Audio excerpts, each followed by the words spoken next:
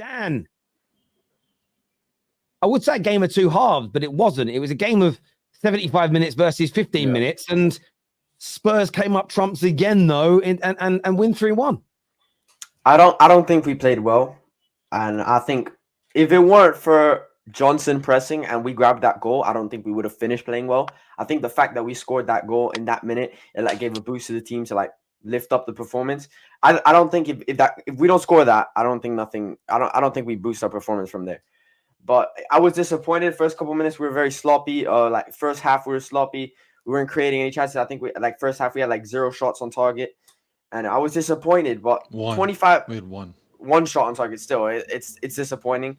And then they get a free kick. I don't know, Terry. I heard you saying in the intro that Tottenham fans were saying that's not a free kick. If you were seriously saying that's not a free kick, I'm sorry. I saw a few people on my timeline. That was all it was. That's all it was. And I just said they have to be trolling because that's like the most obvious free kick. Yeah, and maybe they were. Yeah. And it was obvious that Maddison was fouling him to like stop an opportunity because he gets a yellow card and he doesn't even argue with the ref. He just turns around and is like, "Yeah, I take my yellow card. I stopped." It was Rodrigo. It was Rodrigo. Rodrigo. He pulled him down, got the yellow. Yeah, and then he smacks it to the top corner. Brilliant finish from the free kick. Vicario stood no chance. And it's those type of goals, like when you can see them, it's a free kick. It's not like you could, maybe we adjust our wall better. It's just a free kick, and it's a very good free kick. But no, I'm very happy the fact that we were able to get 3 points today. There's no excuses for our performance though, because we have pretty much a full-fledged starting 11. You can't say anything about injuries, even though Poro's out, even though Richarlison's out, because we pretty much have a full starting 11 here. It's just it's just Royale. That's literally the only one in there. But it was nice to see Werner to get his first goal for Tottenham. And we move next week. We play Aston Villa, which is a big game for the top 4 race, and we'll see. Yeah, huge game that now. I just want to shout out, by the way, you can see the words "the squad" above the panel today. That is a brand new YouTube channel and podcast that I have launched. The first episode isn't out yet, but make sure you go and subscribe to it now.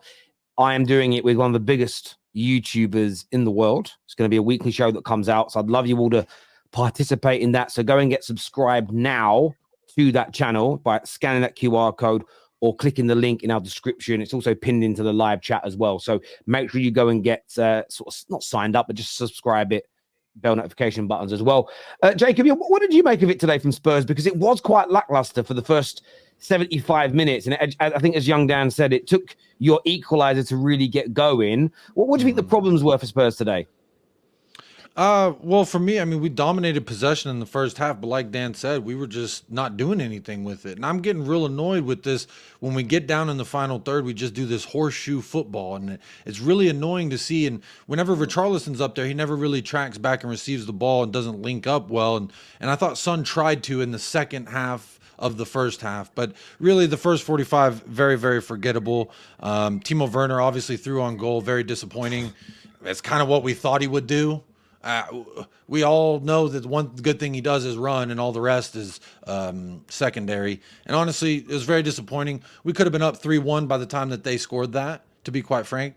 But, again, 11 minutes, I guess, is all it takes of us to be brilliant for us to win that match because, honestly, Timo Werner couldn't have missed that goal. Brennan Johnson, great play to, I think he won it off of Joachim Anderson is his name. He beat him about twice with the ball, and then Jefferson Lerma comes up and he jukes that guy. I mean, great play from Brennan Johnson, who for the most part, Tottenham fans don't really like it when he's out there because he kind of gives you those Timo Werner type moments. But look, I thought he did really good on that first goal to create that for Timo Werner. There was a few times where we had those sizzling crosses across the 6-yard box where Kulu's pace kind of let him down. And if it was a Brennan Johnson in that first half, I think we do score that. But for me, look, that was a game that I wanted to see us go out and dominate the entire 90 and win. Unfortunately, we only dominated for about 20 minutes. But at the end of the day, 3 points is 3 points. It's kind of like not the prettiest girl you've ever picked up, but at the end of the day, mission accomplished. She gets it done. Yeah, they say when the lights are off, it's all the same anyway. By the way, can I add? Young Daniel can't relate, but go on, mate. She's an industrious broad. What can I say? But can I also add Mickey van der Ven today? I'm sorry, but I have to say it. Top 5 center backs in the league. Dude, he's Has so to be. good. He's so good. He's so good, man. And I love him. think I love him. his pace is unreal. I've never seen a center back like that. Honestly, remember Terry when I told you last time I was on? I told you he has the potential to be miles clear of Saliba. Yeah. If you don't see that from his performances like today, Hang on. Again. He doesn't have the potential to be miles clear of Saliba. That's I think he hyperbole. does. No, No, I'll give you an example. I'll give you an example because for me, again, language is important. I would say that KDB is miles clear of Ward-Prowse. Would you agree? Obviously, yeah.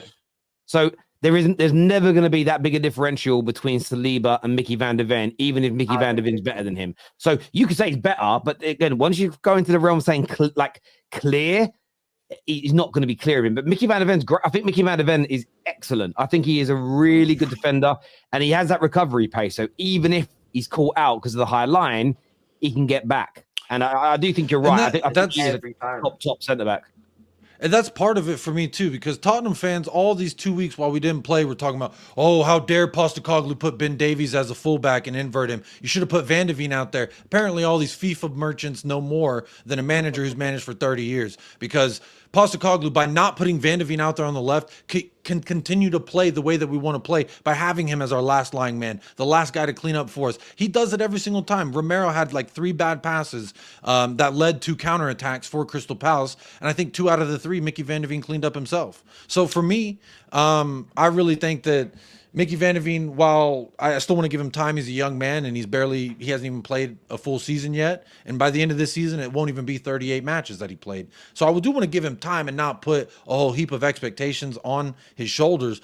But at the same time, it's hard to not get excited when you see this young man, the pace, and every time he tackles, it is so clean. It is the cleanest tackle. I mean, someone I love Cuti Romero. He is my favorite defender. But the way that Van de Ven when he slides in, is no contact. It's just him and the ball. He's the cleanest tackler that I've seen in quite some time. And honestly, the pace, the clean tackling, and his ceiling's only going to get bigger and bigger. I can see why Dan's a little excited, but I agree with you, Terry. I don't think, while he could eventually be better than Saliba, I think you can't. There's not much room to be miles and miles ahead of. So as much as I don't want to rate the guy, because I hate Arsenal, I think they're all bozos, but Saliba is a good defender. He's a very clean defender as well. And that's what I like about Van de Ven, is he is a clean defender and he reads the game very well. And that's the thing about having a center-back duo. You have to have one that's a little bit more rash in Romero, and then one that's a little bit more controlled like Mickey van der Ven. A bit like how Arsenal have with Gabriel and Saliba. That we have like the perfect partnership. And Romero was good today as well. He did make a couple sloppy passes, but like defensively he was good. Yeah, it was 3. I think Romero would do well to be a little less rash, to be fair. He wasn't rash today. I think the Romero rash narrative is a little bit forced. I think I don't think it's worse at all. I think that it's I don't think he's as rash.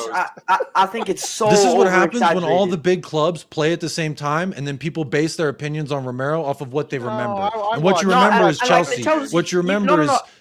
And the Chelsea game wasn't even okay. I'm not gonna start a whole debate here, but in my opinion, I don't think it was a penalty, not even a red card.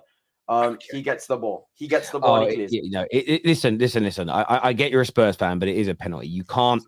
Those tackles have been outlawed because even if you win the ball, you're not allowed to make tackles, whether you win the ball or not, that put your opponents at risk.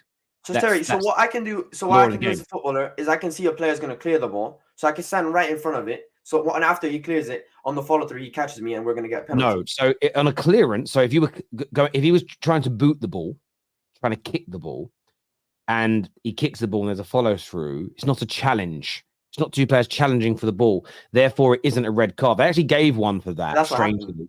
Hang on a minute. No. They didn't. He was trying to win the ball. It's a challenge. There's a fundamental difference between trying to win the ball. And so there was a red card once given to a West Ham player against Chelsea.